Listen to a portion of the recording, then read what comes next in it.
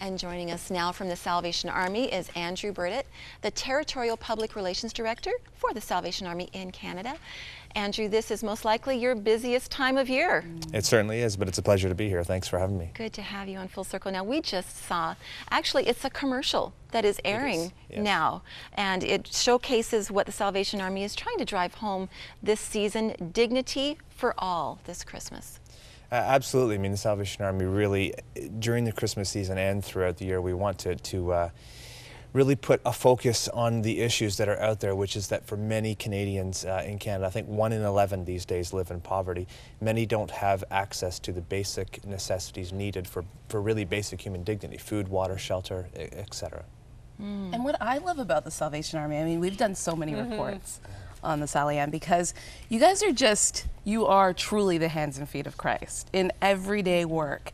And you know, a lot of people don't realize that when they put their money in those kettles, that the Sally-Ann's like the largest non-governmental social agency in Canada, right? Yeah, it's a mouthful, it really is, but what we say is we're the largest non-governmental direct provider of social services in Canada. So really it just means that our footprint, if you will, across the country is rather vast. It's one of those things that I suppose you could say you're proud of, but it's one of those things you really don't want to have to say, because what that exemplifies then is that there are so many social issues out there that we have to continue to deal with, such as this lack of dignity for many. And you do serve more than 1.6 million Canadians every year benefit from the Salvation Army. Yes, that's right. That's right. This is a tough year. That is a true to life promotion. Yeah. The shelves are empty where they need to be full. Yes, in many respects. I mean, the worldwide economic recession, you know, in Canada we haven't suffered as much as many, but we have suffered, and I think it has certainly affected families, individuals across the country. There's anecdotal stories of those that used to donate to us, now come to us for service. We're starting to come out of that. I believe at the Thanksgiving time we released a food bank report that suggested donations were down 25%. That 75% of our food banks and feeding programs were down. So it kind of permeates every aspect of society, and then every aspect of what we do as well, obviously. While the demand is up. Yes. That's the crisis. Yes, absolutely. Now, the Salvation Army has some new initiatives, in particular an online initiative where we can all be a part of the kettle drive of the Christmas season with the Salvation Army. Tell us about Fill the Kettle. Yeah, absolutely. The kettles are a really great thing. They started in 1891 in San Francisco. They started in Canada in 1906 in St. John's, Newfoundland. And then what we've tried to do, I mean, there are more than 2,000 kettle locations, physical locations in malls and street corners, et cetera, around the country. What we've tried to do is take a campaign that is 9 years old, 119 years old, I guess, make it huge, that is already successful, and really give it that current twist. So we've taken a Google map, so we've used Google-powered technology. We've placed a beacon on a map at fillthekettle.com for every physical kettle that there is.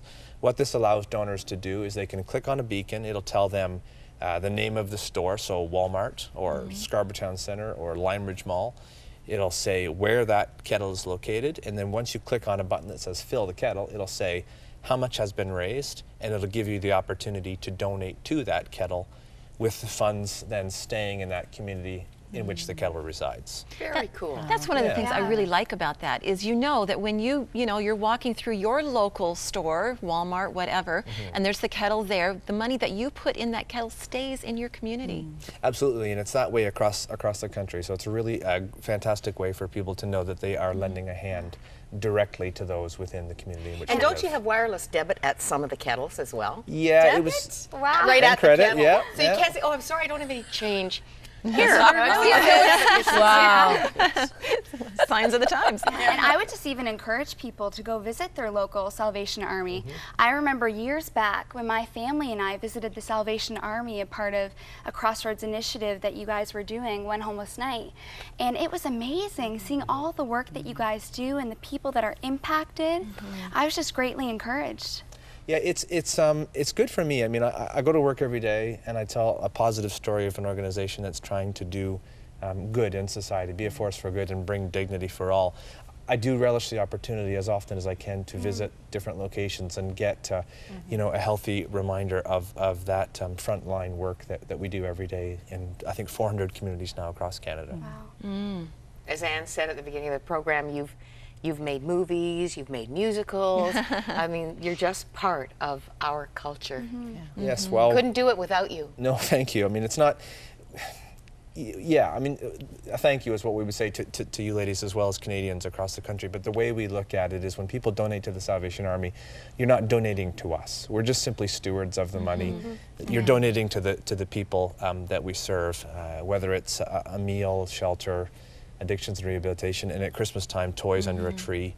For kids, those are the people that the money reaches, and that's our focus. And the Salvation Army has a special place in my heart, as my brother, many people know, my brother is a major in the Salvation Army in the States, and he and his family were pastors at different places across the United States, and he did the kettles every Christmas where he had to go to the different stores and collect the money and make sure his people that manned the kettles were safe and got the money deposited. And it's a lot of work, but I know your heart is in the right place because you're just there to serve the community. Yeah, after my day at work, I'll go and play with my local Salvation Army band at the Oshawa Centre for a couple hours tonight and see what we can do to. Is that a to help prerequisite of being a Salvationist? You have to play something? You're musical. They're all musical. Well, yeah. I mean, I grew up in the Salvation Army, so for me, it's a passion. I mean, you talked about your passion earlier. That's one of my passions, and what can be done with that. So it's something I still enjoy. Well, I think, you know, just the viewers watching us here, I mean, it's a passion that we all need to carry, you know, for our communities, for the people who are down and out. And why not volunteer this Christmas? I mean, last Christmas, my parents and I were volunteering at, you know, a place such as the Salvation Army, and we loved it. I mean, what a great reminder, and just to be the hands and feet of Jesus. You know, and we have contact information for the Salvation Army. There's an 800 number that's available to you, 1-800-SAL-ARMY. All right. It's easy to remember. Yeah, yeah, 1-800-SAL-ARMY, and you can, or log on to the website. Would it be salvationarmy.com? SalvationArmy.ca, and then .ca? fillthekettle.com is the website where you would go to participate in the Google so fun. I program. love that. Yeah. Fill the New kettle. this year. That's brand new. We've had online donations for a while, but that's a little bit of a new twist on it. And the bell rings, right? All the bells are ringing. Sure They're ringing bells this is ringing. Christmas. Bells are ringing. Andrew.